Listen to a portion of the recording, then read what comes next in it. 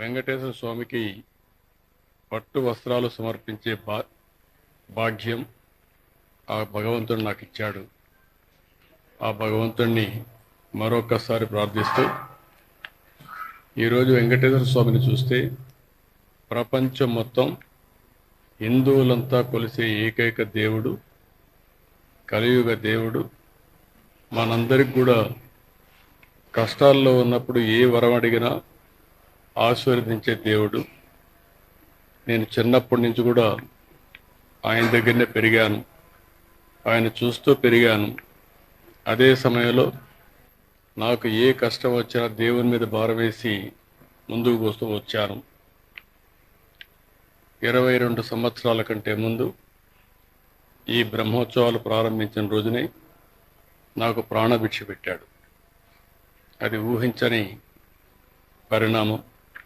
మామూలుగా అయితే బ్రతికే పరిస్థితి లేదు. అంటే ఒక పర్పస్ కోసం భగవంతుడు నన్ను బతికిచ్చాడని, ప్రాణభిక్ష పెట్టాడని నేను ఎప్పుడూ ఆ దేవుణ్ణి తలుచుకుంటూ ముందుకు పోతున్నాను. ఈరోజు ఇక్కడికి వచ్చినప్పుడు దగ్గర 14 సార్లు బ్రహ్మోత్సవాల్లో పట్టు వస్త్రాలు దేవుడికి ఇచ్చే అవకాశం కల్పించారు.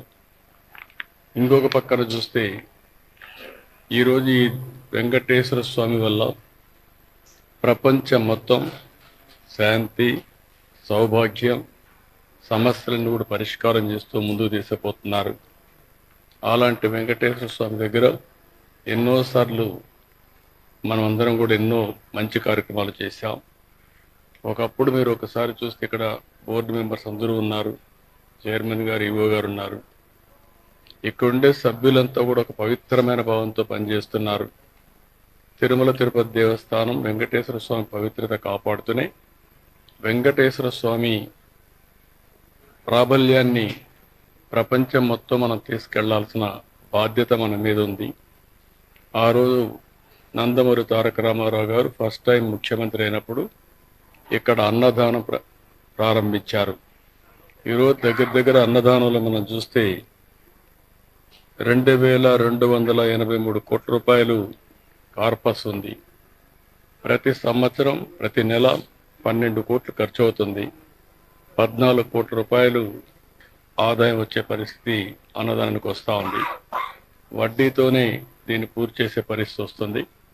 ఈరోజు టీటీడీ బోర్డులో ఉండే మెంబర్స్ని, చైర్మన్ని, ఈఓని అందరినీ కోరుతున్నా, మీరు కూడా టీటీడీ టెంపుల్స్ ఎక్కడైతే ఉన్నాయో మన ఆధ్వర్యంలో నడిచే టెంపుల్స్ అన్నిటిలో స్టాండర్డైజ్ చేసి ఇక్కడ ఏ విధంగా అయితే అన్నదానం కార్యక్రమం జరుగుతుందో అలాంటి కార్యక్రమం అన్ని టెంపుల్లో చేయాల్సిన అవసరం ఉంది. దానికి శ్రీకారం చుట్టాల్సిందిగా మిమ్మల్ని అందరినీ కోరుతున్నాను. అదే మరిగా వెంకటేశ్వర స్వామి దేవాలయాలు, దీన్ని మొన్న కూడా నేను చెప్పాను. ఈ దేవాలయాలు రాష్ట్రంలో అన్ని గ్రామాల్లో ఉండాలి, దేశంలో అన్ని రాజధానుల్లో ఉండాలి, ప్రపంచంలో హిందువులు ఎక్కడుంటే అక్కడ కూడా ఉండాల్సిన అవసరం ఉంది. దీనికి కూడా కొన్ని కమిటీలు వేసుకుని అక్కడ ఉండేవాళ్ళు మనం ఎప్పుడప్పుడు మాట్లాడి ప్రపంచం మొత్తం వెంకటేశ్వర స్వామి దేవాలయాల్ని నెలకొల్పే విధంగా మీరు చేయాల్సిన అవసరం ఉంది. ఆ దేవాలయాలన్నీ మళ్ళీ ఈ మెయిన్ టెంపుల్కి మనం అనుసంధానం చేసుకుందాం. ఇది కానీ చేయగలిగితే ఇప్పటికే మన దగ్గర చూస్తే 2,038 కోట్ల రూపాయలు ట్రస్ట్కి వచ్చింది. ఎప్పుడో నేను సంకల్పించింది, ఇది గ్రాడ్యువల్గా పెరిగింది. 837 కోట్లు ఖర్చు పెట్టాం. కోటి వచ్చేదానికి ఈ మధ్య కాలంలో కూడా వచ్చింది. ఇందులో మనం చూస్తే దగ్గర ఒక 202 కోట్లు వడ్డీ కూడా వచ్చింది. 602 కోట్లు ఖర్చు పెట్టారు. ఇంకా దగ్గర 1,700 కోట్లు ఉంది. ఒక 5,000 టెంపుల్స్ని గ్రామీణ ప్రాంతాల్లో పేద ప్రజలకు, మారుమూల ప్రాంతాల్లో ఉండే వ్యక్తులకి వెంకటేశ్వర స్వామిని కొలిసే భాగ్యాన్ని మనం కల్పించాల్సిన అవసరం ఉంది. అది కూడా చేయాల్సిందిగా మిమ్మల్ని కోరుతున్నా. మిగిలిన అన్ని రాజధానుల్లో నేను కూడా ఒక లెటర్స్ రాస్తాను.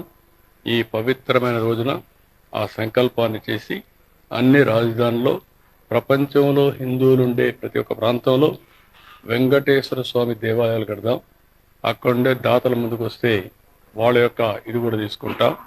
అవసరమైతే మనం కూడా కొంత డబ్బులు ఖర్చు పెట్టి ఈ కార్యక్రమాన్ని పూర్తి చేద్దాం. ఇంకొక పక్కన ఆ రోజు మీరు అందరూ చూస్తే ప్రాణదానం కార్యక్రమాన్ని ప్రారంభించాం. ఎప్పుడైతే వెంకటేశ్వర స్వామి నాకు ప్రాణ భిక్ష పెట్టాడో ఆ రోజే ఆ కార్యక్రమానికి శ్రీకారం చుట్టాం.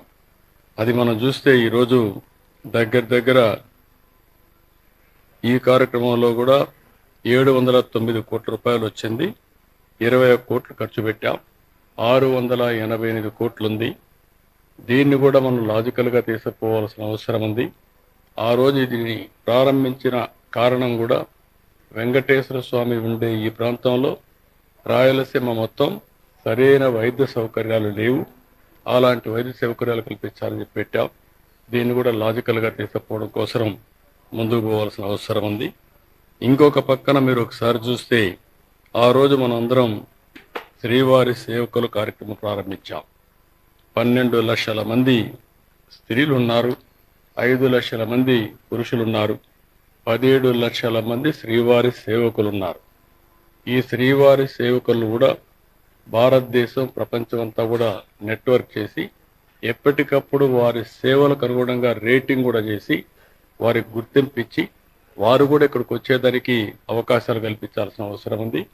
ఈ శ్రీవారి సేవకులు వెంకటేశ్వర స్వామికి అతిపెద్ద సంపద. ఈ సంపద ద్వారా శ్రీ వెంకటేశ్వర స్వామి యొక్క విశిష్టతని, ప్రాముఖ్యతని, పవిత్రతని మనం ప్రజల్లోకి తీసుకుపోవాల్సిన అవసరం ఉంది. ఈ 4 కార్యక్రమాలని మనం ఈ చేస్తున్నాయి. ఈ తిరుమల తిరుపతి దేవస్థానం ఈ హిల్స్ అంతా కూడా మీరు చూస్తే నేను ఎప్పుడు కూడా గ్రీనరీ ఉండాలి, పచ్చదనం ఉండాలని భావించాం. ఈరోజు దగ్గర మన వాళ్ళు ఇచ్చిన లెక్క ప్రకారం 80% గ్రీనరీ ఉందని ఇచ్చారు. అన్ని ప్రాంతాల్లో బాగా రాళ్లు ఉండే ప్రాంతంలో కూడా చెట్లు పెట్టగలిగాం. దీన్ని కూడా లాజికల్గా తీసుకుపోవాల్సిన అవసరం ఉంది.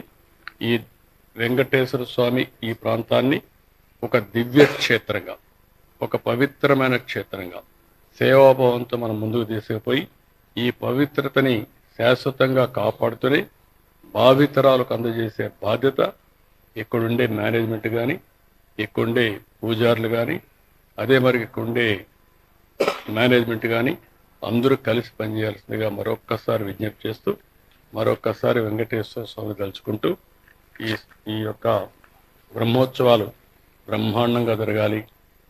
ఎక్కడ కూడా వర్షాలు ఇబ్బంది లేకుండా, సమస్యలు లేకుండా ప్రజలందరూ కూడా ఆనందంగా, ఆరోగ్యంగా, మంచి సంపదతో ఆనందంగా ఉండాలని నా కోరిక.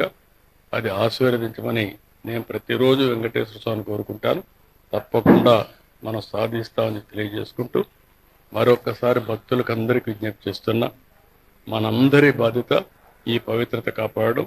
దానికి ముందుకు రావాల్సిందిగా మరొకసారి అందరికీ విజ్ఞప్తి చేస్తూ అందరికీ నమస్కారాలు.